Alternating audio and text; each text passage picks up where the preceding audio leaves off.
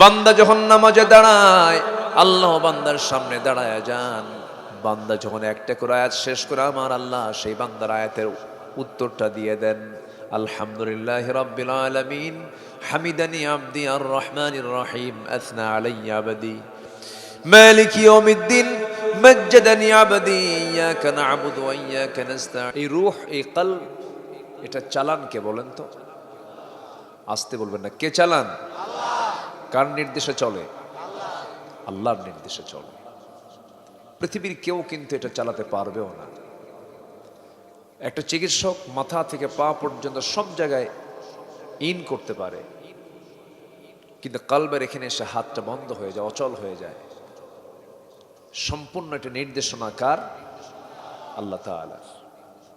আল্লাহ রাব্বুল আলামিন বলেন, ইয়াসআলুনাকা আনির রূহ কুলির রূহু মিন আমরি রাব্বি। হে রাসূল, আপনাকে তারা রূহ সম্পর্কে প্রশ্ন করবে, আপনি বলে দেন রূহ তো কারো নির্দেশে চলে না, রূহ চলে একমাত্র কার নির্দেশে? কার নির্দেশে চলে? আল্লাহর নির্দেশে চলে। আমার প্রাণ তারই হাতে, তিনি আমাকে নিয়ন্ত্রণ করেন, তিনি আমাকে দেখেন। আমার কিডনি, আমার লাংস, আমার হার্ট, আমার মাথা থেকে পা পর্যন্ত প্রত্যেকটা অঙ্গ প্রত্যঙ্গ সম্পূর্ণ নিয়ন্ত্রণ কার হাতে? আল্লাহর হাতে। আল্লাহ তাআলা কিডনি দুটা করে দিয়েছেন, চোখ দুটা দিয়েছেন, কান দুটা দিয়েছেন। আল্লাহ রাব্বুল আলামিন যে কিডনিটা দিয়েছেন, এটা দিয়েছেন 200 গ্রাম করে 400 গ্রাম। 200 গ্রাম 200 গ্রাম কত গ্রাম হলো? 400 গ্রাম। আমার এক বন্ধু মালয়েশিয়া থাকে, ওর দুটো কিডনি অচল হয়ে গেছে। কোটি কোটি টাকার মালিক, চোখে পানি এনে বলছে, ভাই, ওনার বাড়িও কুমিল্লা, কোথায় যেন বাড়ি, কুমিল্লার দিকে বাড়ি। এমনি ঢাকায় থাকে, এমনি মালয়েশিয়া, উনি প্রবাসী। আমি তার হাতটা চেপে ধরলাম, দেখি যে হাতে একটা মেশিন লাগানো। বললাম, ভাই এটা কেন? আমার দুটো কিডনি অকেজ হয়ে গেছে। সপ্তাহে 3-4 দিন তাকে হসপিটালে গিয়ে ডায়ালিসিস করতে হয়। এই ডায়ালিসিস মেশিনটার ওজন হলো 100 কেজি। কত কেজি বলেন তো? 100 কেজি। 100 কেজি ডায়ালিসিস মেশিন দিয়া বারবার তাকে ডায়ালিসিস করতে হয়, যে কাজটা আমার আপনার কিডনি করে রাখে। আল্লাহ রাব্বুল আলামিন একটা দিলেও পারতেন, 2টা কিডনি দিয়েছেন। হঠাৎ করে একটা যদি নষ্ট হয়ে যায়, আরেকটা কিডনি নিয়ে যেন বান্দা পৃথিবীতে বেঁচে থেকে আমার শুকর আদায় করতে পারে। মানুষ তৈরি করেছে কিডনির বিকল্প ডায়ালিসিস মেশিন তৈরি করেছে, যার ওজন হলো 100 কেজি। আর আমার আল্লাহ আমার আপনার কিডনির ওজনটা বানায় দিয়েছেন মাত্র 200 গ্রাম। 200 গ্রাম কিডনিতে যা দিয়েছেন, 100 কেজি ওজনের ডায়ালিসিস মেশিনে সেই কার্যকারিতা নাই। আমার আল্লাহ যে কিডনি দিয়েছেন, সম্পূর্ণ এত সুন্দর করে তিনি দিয়েছেন। 100 কেজি যদি কিডনির ওজন হতো, তাহলে কি আমার দেহের সঙ্গে রাখা যেত নাকি? আল্লাহ তাআলা যদি এমন সিস্টেম করতেন, বান্দা তুই দুনিয়ায় যা, এরপর আকাশ থেকে কিডনি পাঠায় দেব, আকাশ থেকে কিডনি পাঠায় দেব, যার ওজন হবে 100 কেজি, 100 কেজি, 200 কেজি। আপনি চলবেন না কিডনির ঘুরবেন? কত বেকায়দা! তাহলে মানুষ বানালো, ওটার ওজন হলো 100 কেজি, আর আল্লাহ আমাকে দিলেন মাত্র 200 গ্রাম, তাও এটার কার্যকারিতাই বেশি। কেউ কি সুবহানাল্লাহ বলবেন না ভাই? জোরে বলি সুবহানাল্লাহ। আমাকে দেখেন কে? আমাকে শোনেন কে? আমাকে জানেন কে? আমার প্রাণ কার হাতে? এই চোখ দিয়েছেন কে? এই কান দিয়েছেন কে? এই নাক দিয়েছেন কে? এই গলা দিয়েছেন কে?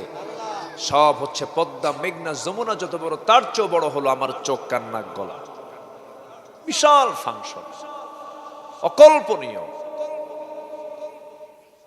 আল্লাহ রাব্বুল আলামিন বলেন, আলাম নাজআল লাহু আইনাইনি ওয়া লিসানান ওয়া শাফাতাইনি ওয়া হাদাইনাহুন নাজদাইন। বান্দা, আমি তোকে কত সুন্দর টানা টানা দুইটা চক্ষু দিলাম, সুন্দর দুটি ঠোঁট দিলাম, এমন সুন্দর করে বানাইছি বান্দা কোনো দিকে তাকাতে হবে না, তুই তোর নিজের দিকে তাকায় দেখ।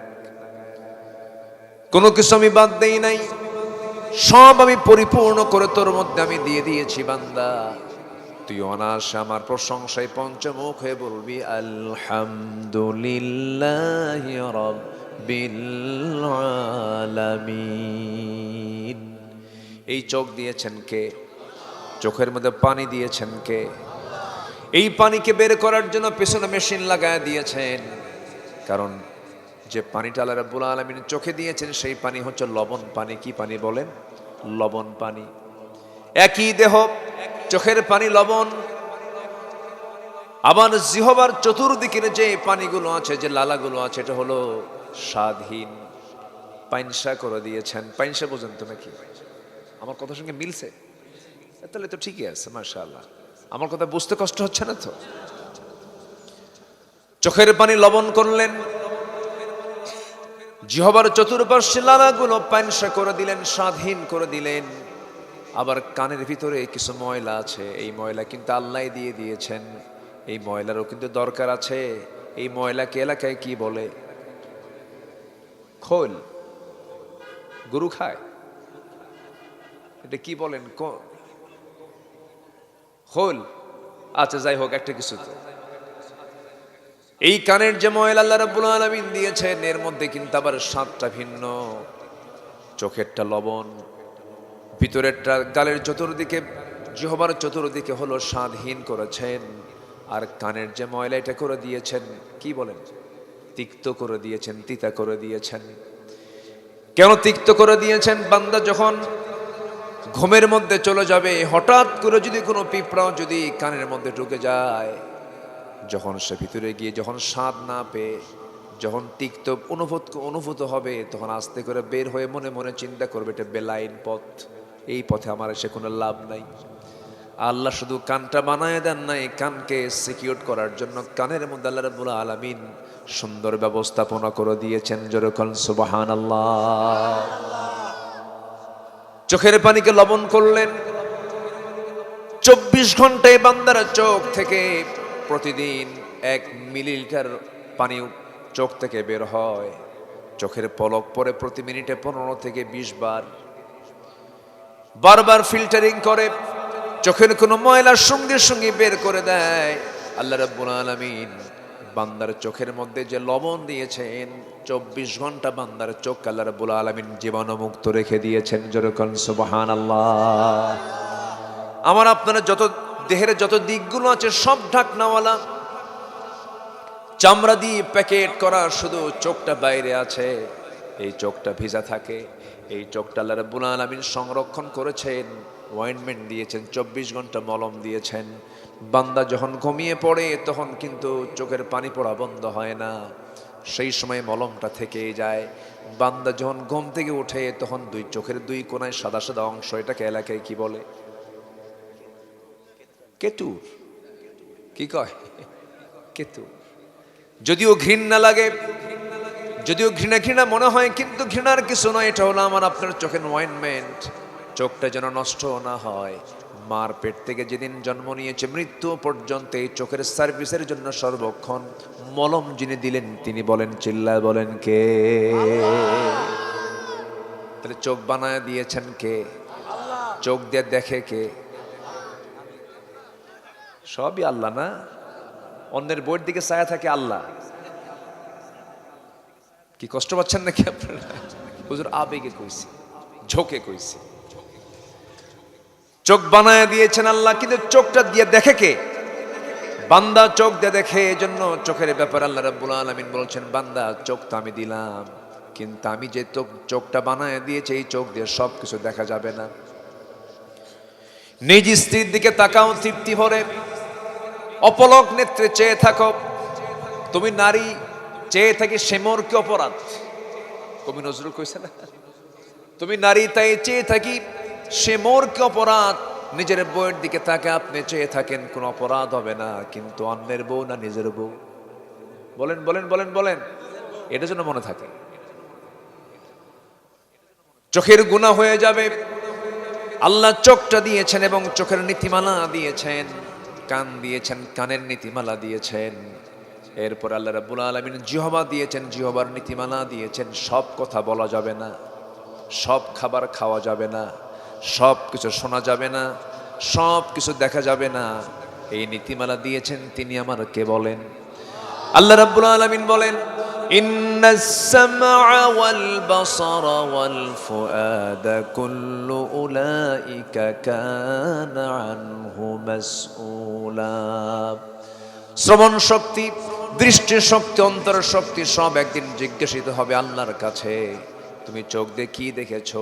ইয়ালামু খাইনাতাল আ'য়ুনি ওয়া মা তুখফিস সুদূর। তোমার চক্ষু কি খেয়ানত করে? তোমার অন্তরে তুমি কি গোপন চিন্তা মাথায় রেখেছো? কি চিন্তা তুমি তোমার হৃদয়ের মধ্যে লুকিয়ে রেখেছো তাও তিনি জানেন। অতএব আমার আল্লাহ সকল কিছুর খবর তিনি রাখেন। আল্লাহু আলিমুম বিদাতিস সুদূর। জোরে বলুন আল্লাহু আকবার। এই জন্য আল্লাহ রাব্বুল আলামিন বলছেন, বান্দারে সফল হওয়ার জন্য আগে তোমার বাহিরের দিকটা নয়, তোমার ভিতরের দিকটা আগে সুন্দর করতে হবে, শুদ্ধ করতে হবে। ভিতরটা তোমার ভেজাল করা যাবে না। সেই ভিতরটা হলো, আমি শুরুতেই যেটা বলছিলাম, সবার দেহের মধ্যে একটা গোশতের টুকরা আছে। এই নফসকে শুদ্ধ করতে হবে। আত্মশুদ্ধিতার জন্য আল্লাহ রাব্বুল আলামিন একাধিকবার বান্দাকে তাকিদ দিয়েছেন। আল্লাহ বলছেন কি, যারা পারেন ঠোঁট মিলিয়ে বলুন, قد أفلح من تزكى وذكر اسم ربه فصلى بل تؤثرون الحياة الدنيا والآخرة خير وأبقى إن هذا لفي الصحف الأولى صحف إبراهيم وموسى। সূরার নাম সূরাতুল আ'লা। সূরাতুল, আবার বলেন সূরাতুল, আবার বলুন আ'লা। সবার উপরে তিনি কে? সবার উপরে তিনি কে? আলা মানে উপর, আ'লা মানে সবার উপর, যার উপরে কেউ নাই। আমার উপর একটা ছাদ আমরা দেখতে পাই, সেই ছাদটার নাম হলো প্রথম আকাশ। এরকম একটা আকাশের উপর আরো 6টা আকাশ। মোট কয়টা আকাশ হলো? আল্লাহ কি এক আকাশের মালিক না 7 আকাশের মালিক? কয় আকাশের মালিক? 7 আকাশের মালিক। 1 সমুদ্র না 7 সমুদ্র? 7 সামাওয়াত 7 আবহুর। 7 আকাশের মালিক, 7 সমুদ্রের মালিক মহান রব্বুল আলামিন। সেই মহান রবের তুমি তাসবিহ প্রকাশ করো। সাব্বিহ ইসমা রাব্বিকাল আ'লা। কোন রবের তুমি তাসবিহ প্রকাশ করবে? যে রব সবার উপরে সর্বোচ্চ, যিনি সেই সর্বোচ্চ মহান রবের তুমি তাসবিহ প্রকাশ করো। তাসবিহ প্রকাশটা হলো, এটা আমার আপনার দায়িত্ব। কারণ আমাকে যিনি বানিয়েছেন তিনি কে বলেন? আল্লাহ তাআলা। তাসবিহ ধাতু থেকে, তাসবিহ শব্দটার অর্থ হলো কোনো কিছুকে সকল অপূর্ণতা, সীমাবদ্ধতা, দুর্বলতা, মানবিক কল্পনা থেকে সম্পূর্ণ পবিত্র ঘোষণা করা। এখানে এটি শুধু সুবহান আল্লাহ উচ্চারণের নির্দেশ নয়, রবের পক্ষ থেকে একটি সুস্পষ্ট ঘোষণা। বান্দা তোমার চিন্তা, বিশ্বাস, অনুভূতি, কল্পনা এবং কর্মে আল্লাহ সম্পর্কে কোনো সীমারোপ করবে না। তিনি সমগ্র সৃষ্টির ভাবনার ঊর্ধ্বে, পরিপূর্ণ, নির্ভুল এবং তিনি একমাত্র অসীম। যেরকম সুবহানাল্লাহ। সাব্বিহ ইসমা রাব্বিকা, এটা শুধু তার নাম নয়, সত্তার পরিচয়। রবের তাসবিহ করো মানে হলো, বলা হয়েছে রবের নামের তাসবিহ করো। আরবি বালাগাতের দৃষ্টিতে অত্যন্ত সূক্ষ্ম ইঙ্গিত দেয়, আল্লাহর নামেই এমন পবিত্রতা আছে যে তার নাম উচ্চারণ করাও ইবাদত। এ নামের মধ্যে আছে রুবুবিয়্যাত, পরিচর্যা, লালন পালন, সর্বাঙ্গীন তত্ত্বাবধানের ঘোষণা। এই নির্দেশ বান্দার জীবনের শুরু থেকে শেষ পর্যন্ত প্রতিটি ক্ষেত্রে মহান রবের হুকুম মেনে চলার গভীর একটা আহ্বান। আমার রবকে বলুন, আসতে বলুন, রবকে বলুন, যিনি সকল প্রকার দুর্বলতা, অক্ষমতা, অপূর্ণতা, অযোগ্যতা থেকে সম্পূর্ণ মুক্ত। তিনিই তো রব। এবং আলা, যে সূরার নামকরণ করা হয়েছে সূরা আলা। আলা মানে হলো সকল কিছুর উপরে যিনি। শুধু এটা শব্দের উচ্চ নয়, ক্ষমতার দিক থেকে সর্বোচ্চ, মর্যাদার দিক থেকে সর্বোচ্চ, মহত্বের দিক থেকে সর্বোচ্চ, অস্তিত্বের দিক থেকে সর্বোচ্চ তিনি আমার। চিল্লায় বলুন কে? আসতে বলবেন না, তিনি কে? তাহলে বলুন তো, চেয়ার কি মূলত বান্দার না চেয়ার আল্লাহর? একটা আয়াত আছে আয়াতুল কুরসি। আয়াতুল কুরসি অর্থাৎ চেয়ারের আয়াত, সিংহাসনের আয়াত। একমাত্র ক্ষমতা কারো নয়, একমাত্র ক্ষমতা চেয়ার একমাত্র কার? কিন্তু গোটা দুনিয়াতে সবচেয়ে ক্রাইসিস কিসের এখন বলেন তো? এই এখন আমাদের দেশেও কি ক্রাইসিস চলতেছে বলেন? চেয়ার। এই যে শুরু হয়েছে 54 বছর ক্ষমতার চেয়ারে অনেকে বসছে, অনেকে চলে গেছে। সর্বশেষ যারা ছিল মোটামুটি ফেরেশতাই ছিল তো, তাই না? যারা 16 বছর যারা ছিল ফেরেশতা, এই জন্য বললাম কারণ এখন তো ওদেরকে দেখাও যাচ্ছে না, ফেরেশতার মতোই নিখোঁজ, চোখে পড়ে না। 16 বছরের শাসনামলে তারা 28 লক্ষ কোটি টাকা দেশ থেকে পাচার করেছে। বলেন, দেশ স্বাধীনতার পর থেকে আজ পর্যন্ত যত বৈদেশিক সাহায্য এসেছে এর 75% চলে গেছে হলো নেতাদের পকেটে অবৈধভাবে। আমরা এই সমস্ত বৈষম্য চিত্র, অনৈতিক চিত্র আমরা আর বারবার দেখতে চাই না। আমরা আগামীতে দেখতে চাই একটি সৎ, যোগ্য, একটি উত্তম নেতৃত্ব আমরা সামনে দেখতে চাই। সবাই রাজি আছেন তো ইনশাআল্লাহ? আল্লাহ কবুল করুন, জোরে বলি আমিন। আরো জোরে আমিন। অনেক কথা আছে, আমাকে সময় দিলে আমি কথা বলবো, কারো কোনো আপত্তি নাই তো? আল্লাহ কবুল করুন, জোরে বলি আমিন। সম্মানিত ভাইয়েরা, আমরা আমাদের বাহিরের দিকটা ঠিক তো করবই, তবে ভিতরের দিকটা আগে ঠিক করা দরকার। নফসের প্রবলেম আমাদের সবার মধ্যেই কম বেশি আছে না নাই বলেন তো?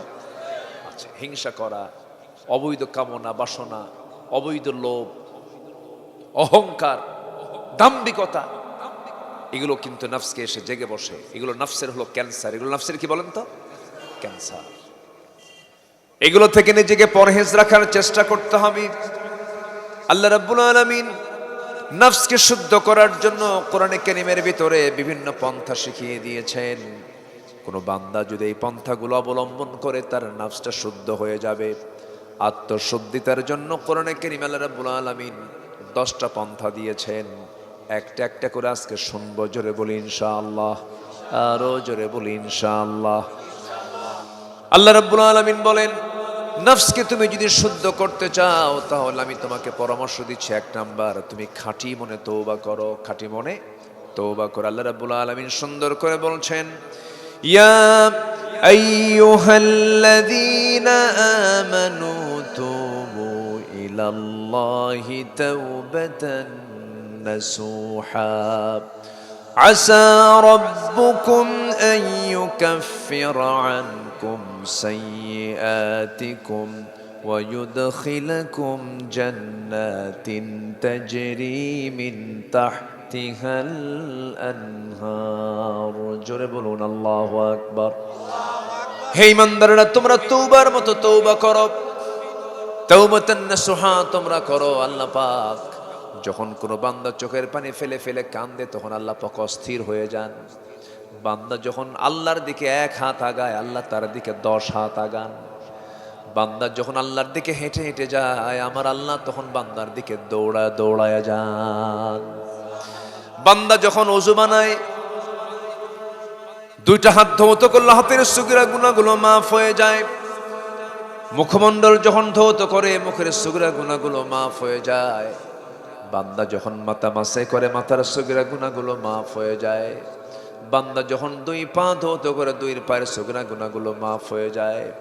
বান্দা যখন আল্লাহকে খুশি করার জন্য কদমে কদমে হেঁটে হেঁটে মসজিদের দিকে রওনা দিয়ে দেয়, কদমে কদমে তার আমল নামায় নেকি লেখা শুরু হয়ে যায়। বান্দা যখন নামাজে দাঁড়ায়, আল্লাহ বান্দার সামনে দাঁড়ায় যান। বান্দা যখন একটা করে আয়াত শেষ করে আমার আল্লাহ সেই বান্দার আয়াতের উত্তরটা দিয়ে দেন, আলহামদুলিল্লাহি রাব্বিল আলামিন, হামিদানি আবদি আর রহমানির রহিম, আথনা আলাইয়া আবদি।